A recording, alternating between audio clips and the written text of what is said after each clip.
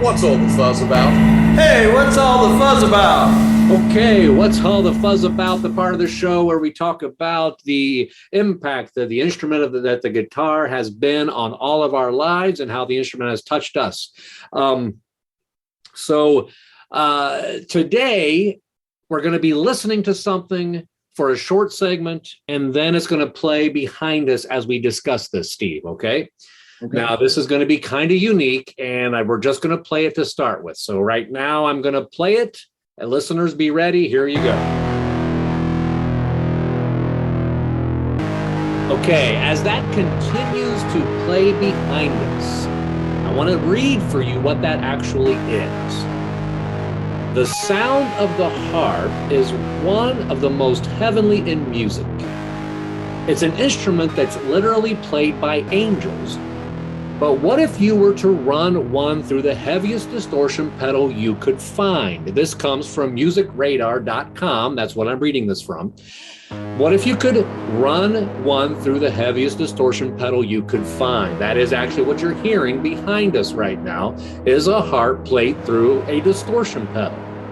That was the question posed by Emily Hopkins, who decided to answer it by playing not one, but two of her harps through Electra Foods' Nepenthes pedal, said to provide, quote, rodent-devouring, discrete op-amp distortion. Now, listen to this. This is the part that stopped me. They said, this is the kind of effect that's unlikely to find its way through the pearly gates. Now, I want to talk about that statement for a moment, that it's very unlikely to find this sound in the pearly gates. Now, I do understand that a lot of this is tongue-in-cheek. Of course, they're making a comment, what you typically would expect to see at the pearly gates, the harps playing, and, the imagery that we have, it's going to be something soft, it's going to be something pleasant, I guess is a term you could use, calming, peaceful. Now, I want to talk about that for a moment, because I'm not going to say that I know exactly what's going to be at the pearly gates, as I don't know that anybody does. I don't know anybody can interpret it exactly and correctly. But I want to give just some ideas about the idea of music with God. And one of the things, Steve, you and I have faced this, the whole idea of the controversy of rock music. Can God use rock music? It's the beat, it's the sound, it's too loud, it's whatever. Can God use a harp through distortion would be my question for tonight, and what's the fuzz about?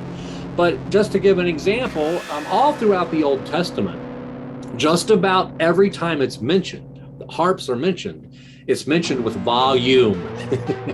Volume, which means loudness.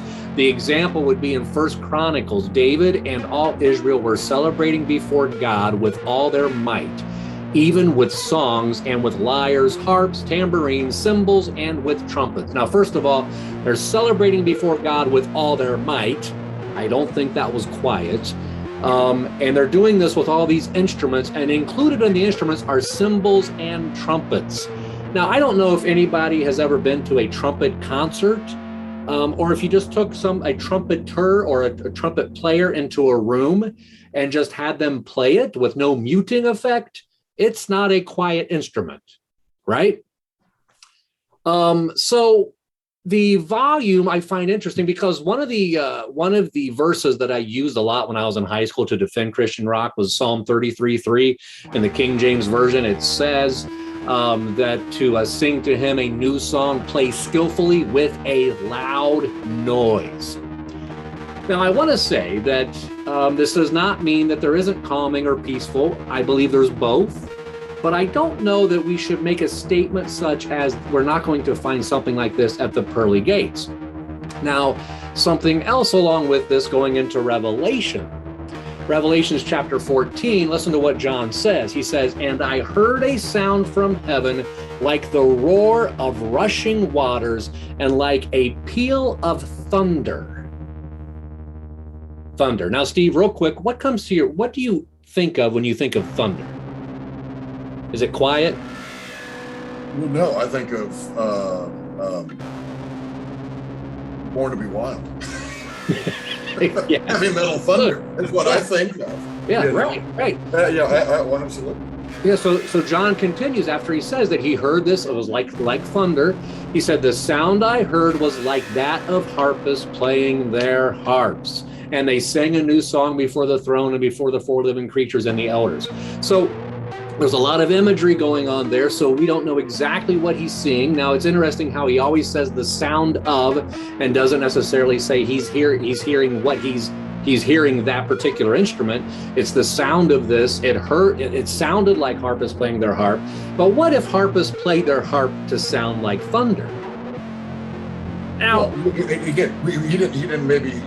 may not have known what like you said, what he's actually hearing. He may have been listening to, Stratocaster through a wall of Marshall amps. I mean, he's like, well, the only thing I can compare this to is a harp, So yeah, no, you're exactly. Exactly, right. And that's where I was going with this tonight. Was in What's All the Fuzz About? The whole idea of what's to say. Now, just stay with me. I can't prove it one way or another. But what's to say the pearly gates wouldn't be a stack of Marshalls with a Les Paul, not a Stratocaster, I would say. But what's to say that isn't it? Because all throughout Scripture, praise was not quiet. Now, we do have times where it was quiet. We do have times where he says, peace, be still and know that I am God, and all that throughout Scripture. So I think it's a both and. I don't think it's an either or. But I think we need to be very careful when we make a statement that says, well, I know it's not going to be that. Well, how do you know that? Because it just might be something that maybe your personal taste doesn't like. Okay, it's the tale of two wives. It's the tale of two wives. First of all, I'm going to go with my wife. My wife, Melissa, is always saying what you just said. It's not either or, it's both and. How often is that the case? Especially when you're dealing with God. Yeah, sometimes, yes, quiet, peaceful, whether it's music or a nature scene or something to help get you into that heart space that you need to be in. But at other times, you can blow the doors off. Let's go to another wife. David's. He's dancing around there and she says, this is undignified. And he says, you know what, honey? I'm going to get more undignified than this. Right? So absolutely you can have that. And, we got to be careful that we don't put, whether it's culture or our own personal preference, into Scripture or into what we make of God. There are plenty of styles of music. You and I have talked about this, that we may not necessarily care for. And that's fine. And not everybody has to like heavy metal or hard rock. That's fine. You don't have to wait, whoa. What'd you just say? Okay, there's only like 2 or 3 people who don't like hard rock and heavy metal. Yeah, we'll let a couple of them slide. Yeah. We'll let them slide. Cut them some grace. But don't have to like it. Mm-hmm. But recognize that may be somebody else that really works for them. It's not the tone, right? It's not the intervals. It's not the rhythm that is sacred or demonic. Right. It's what you're doing with it. And I think that you and I would probably agree on this, in that I never woke up some morning and said, I want to like rock and roll music, or I want to like heavy.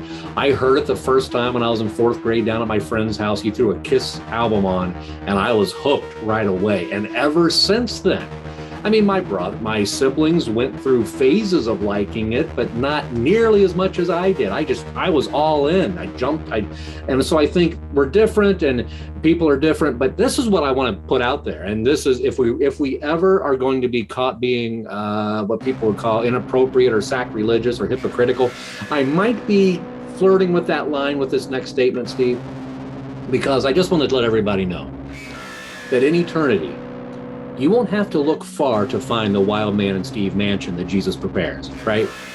Because they'll be able to hear it as soon as they walk in, right? You don't even have a response to that, do you? All I'm thinking is, I hope that God does not have any noise ordinances in heaven. Well, according to what we just read throughout the Old Testament and Revelation, my assumption would be You know, those guys on the